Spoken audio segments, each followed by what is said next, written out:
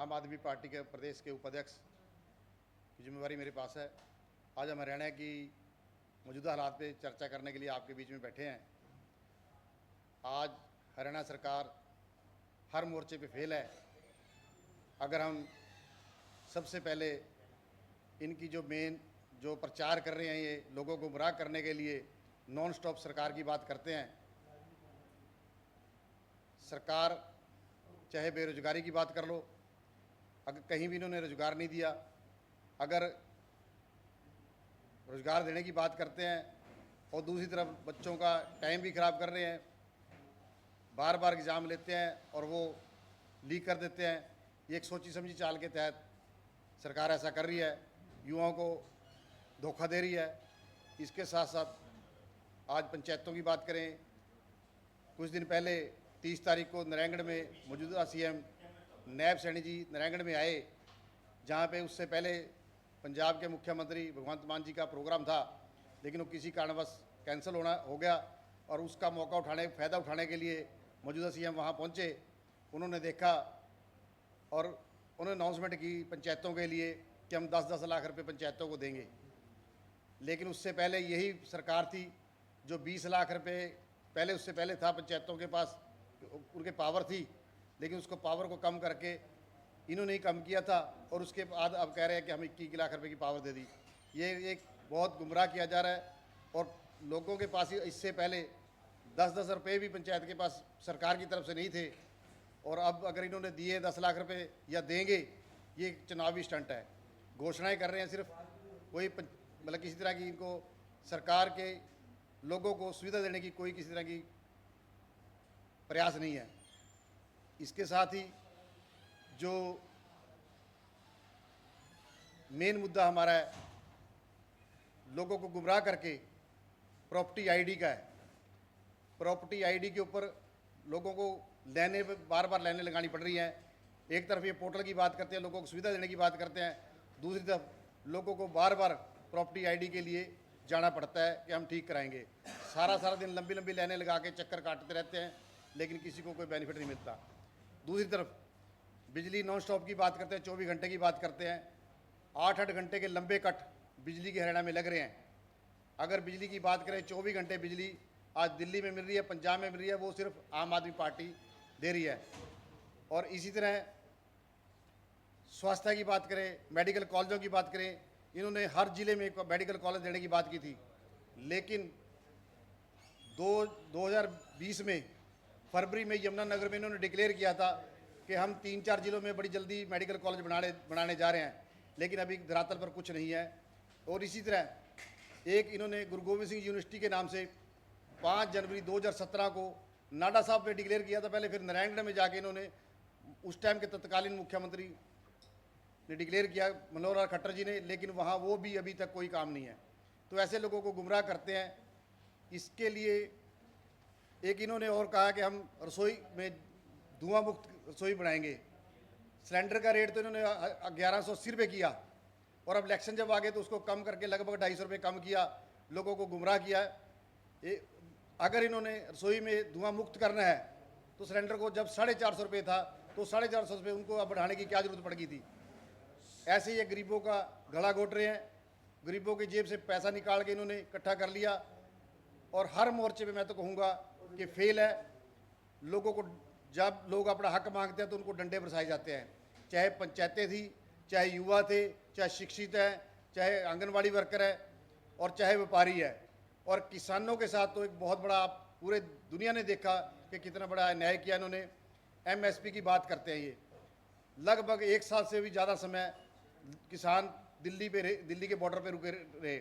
इन्होंने ना तो उनको दिल्ली आने दिया, और उल्टा 750 किसान शहादत दे चुके हैं, लेकिन उन्होंने उनके परिवार को पूछा तक नहीं है। ऐसी नेको जो और भी मतलब हर तरह से मतलब अगर बात करें हम कहीं, वो सरकार फेल है।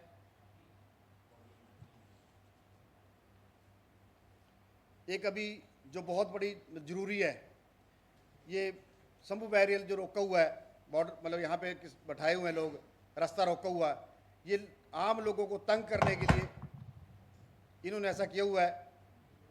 ढाबे वाले भी बेचारे मजबूर हैं, उनका रोज़गार बिल्कुल ख़त्म हो गया और जो मुलाजिम उनके पास काम करते थे उनको हटाने पे वो मजबूर हो गए क्योंकि उनकी तनख्वाह नहीं दे सकते। और अब प्रचार के लिए होर्डिंग लगा रहे हैं ढाबों वालों के ढाबों पे, ताकि वो सरकार का प्रचार करें कि सरकार बहुत बढ़िया चल रही है। एक प्रेशर डाला जा रहा है ढाबों वालों के ऊपर ताकि उनके होर्डिंग ना हटाए जाएं।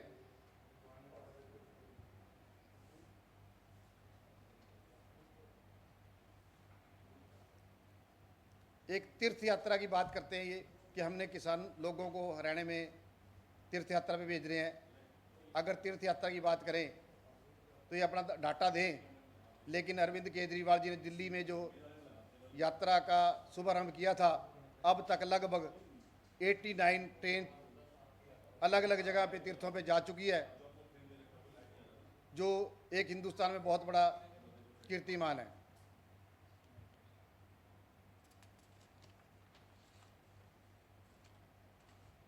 एक बीजेपी बिना खर्ची और बिना पर्ची की बात करती है।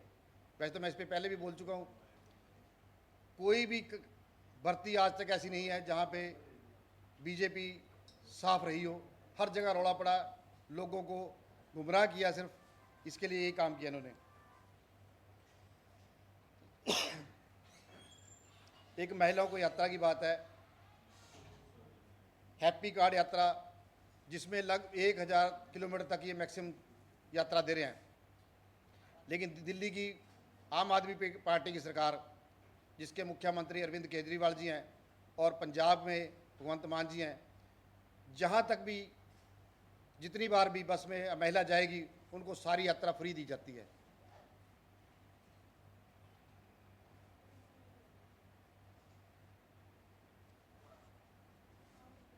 और एक पानी की बड़ी समस्या है, जो गांव में गंदा पानी पीना पड़ता है या लोगों को दूर जाके पानी लेना पड़ता है। ऐसी इनकी मैं तो यही कहूँगा कि मैनेजमेंट नहीं है पूरे हरियाणा में, क्योंकि 9.5 साल खट्टर साहब ने सरकार चलाई। जब लगा उनको कि हमारी लोकप्रियता बिल्कुल ख़त्म हो चुकी है तो उन्होंने चेहरा बदल दिया, इसके अलावा और कुछ नहीं किया। अभी सिर्फ घोषणाएं की जा रही हैं ताकि लोगों को गुमराह किया जाए, बगलाया जाए। लेकिन इससे पहले भी आपने देखा होगा, जैसे पंजाब के मुख्यमंत्री थे तत्कालीन चरणजीत चन्नी जी, वो भी यही काम कर रहे थे। वो बकरी का दूध होते थे, ये कह रहे कि हम देसी सीएम हैं। अगर ये देसी सीएम है तो मनोहर लाल खट्टर जी कौन से उससे आए थे जो कि अंग्रेजी थे, वो क्या? तो ऐसे ही काम कर रहे हैं। इसलिए एक बुजुर्गों की पेंशन की बात है, ये कह रहे हैं कि बुजुर्गों को हम पेंशन दे रहे हैं, उनके घर में पेंशन मिल पहुंच जाती है। आईडी के चक्कर में हजारों लाखों बुजुर्ग जो है उनके बेचारों की पेंशन कट चुकी है। उनका जो मान सम्मान था वो इन्होंने ख़त्म कर दिया। ऐसे इन्होंने काम किए।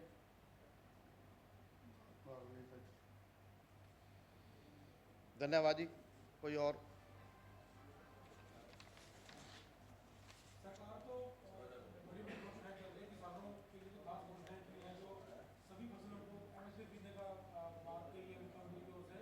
और ये भी कहा है कि पंजाब सरकार भी हरियाणा सरकार की से उदाहरण है, वो भी एमएसपी में खरीदे फसलों का एमएसपी पर जितना हरियाणा सरकार खरीद रही है। हमारे यहाँ पे सबसे ज़्यादा कणक और जीरी का उत्पादन होता है।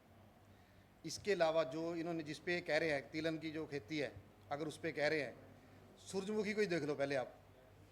सूरजमुखी मंडियों में आके रुलती है। अगर एमएसपी की देनी होती इन्होंने पूरी, तो उसको ऐसे रोलने की जरूरत ही नहीं थी। बरसात जब शुरू होती है उससे पहले सूरजमुखी आती है, वो मंडियों में रुलती है और किसान बेचारे घर छोड़ के मंडियों में उनको बैठना पड़ता है।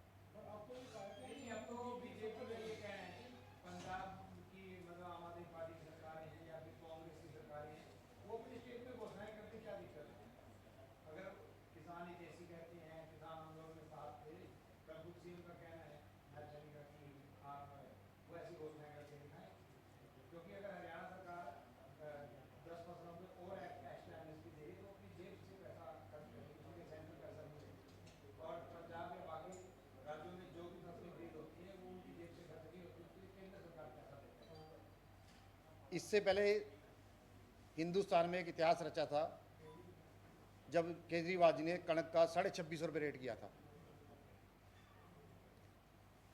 तो अब जब हमारी सरकार पंजाब में है या दिल्ली में है, लेकिन उससे पहले हमारा एक दायित्व बनता है पूरे हिंदुस्तान के लिए हम MSP मांगें, और लेकिन जहाँ भी इसके अलावा किसानों को मोबिलाइज करने की बात है वो पंजाब सरकार भी कर रही है और दिल्ली सरकार ने पहले भी किया है। जहाँ तक MSP की बात है, केंद्र लेवल पे MSP होना चाहिए ताकि सेंट्रल गवर्नमेंट अगर और बेनिफिट ले रही है तो केंद्र को ही MSP पे काम करना चाहिए। कुछ किसान जथेबंदियों ने इसका स्वागत भी किया है, यहाँ सरकार की जो घोषणा है गुरनाम चटनी है या कुछ और रहता है, उन्होंने इसका समर्थन किया है। देखो, वैसे मैं किसी की आलोचना करूं वो भी ठीक नहीं है, वो आप सबको ही पता है कि गुरनाम चढ़ूनी जी का क्या स्टेटस है। उन्होंने, मैं तो ये कहूँगा कि बीजेपी के लिए काम किया है।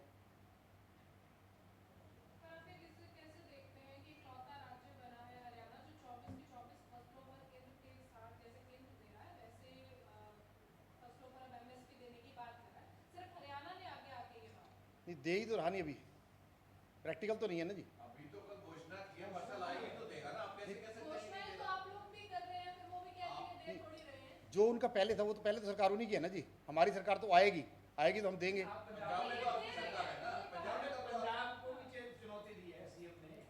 नहीं, अगर वो चुनौती दे रहे हैं, चुनौती देने से पहले वो खुद दें, फिर चुनौती दें ना जी। हम बिजली फ्री दे रहे हैं, पंजाब में हम बिजली फ्री दे रहे हैं, तब हम चुनौती दे रहे हैं आगे। बिजली की बात कर रहे हैं, आती का है नया गांव में 8-8 घंटे के कट लगते हैं आपके। नहीं, वो कहीं रिपेयर की वजह से हो सकती है, प्रैक्टिक नहीं, रूटीन नहीं, रिपेयर की वजह से हो सकती है, कोई मेंटेनेंस की वजह से हो सकती है, अदरवाइज तो हम गाँव में घूमते हैं। जो इन्होंने कल घोषणा की है MSP देंगे, फसल का जब आएगी तब ना दे तब आप बोल सकते हैं, अभी तो आई नहीं ना फसल। नहीं, अब तो सिर्फ इलेक्शन के लिए दे रहे हैं ना जी, इलेक्शन के लिए अनाउंसमेंट है इनकी सिर्फ। आप भी कर दो, आप SYL का पानी दिलवा दो हरियाणा को, हम तो जिसके लिए हरियाणा तड़प रहा है।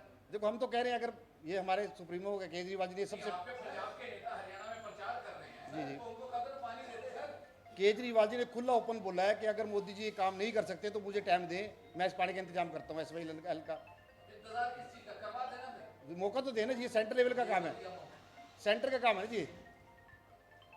सुप्रीम कोर्ट ने बोल दिया कि पानी मिलना चाहिए, हरियाणा का अधिकार है, उसकी भी बात नहीं पंजाब सरकार मान रही है, ना दिल्ली सरकार मान रही है, लेकिन दिल्ली हरियाणा से पानी मांग लेता है। ये पानी का हरियाणा का तो अपना हक है ना जी, तो सुप्रीम कोर्ट का आदेश तो मानना चाहिए कि नहीं? लेकिन उस पर सेंटर पे काम करना चाहिए, सेंटर को काम करना चाहिए उस पर। नहीं, सुप्रीम कोर्ट ने बोल ही दिया कि आप दो पानी, तो सेंटर बीच में क्यों आप निर्णय ला रहे हैं? उन्होंने अकेले पंजाब को तो नहीं बोला ना, उन्होंने सेंटर को कहा ना, सेंटर की एजेंसी को इस पर काम करे।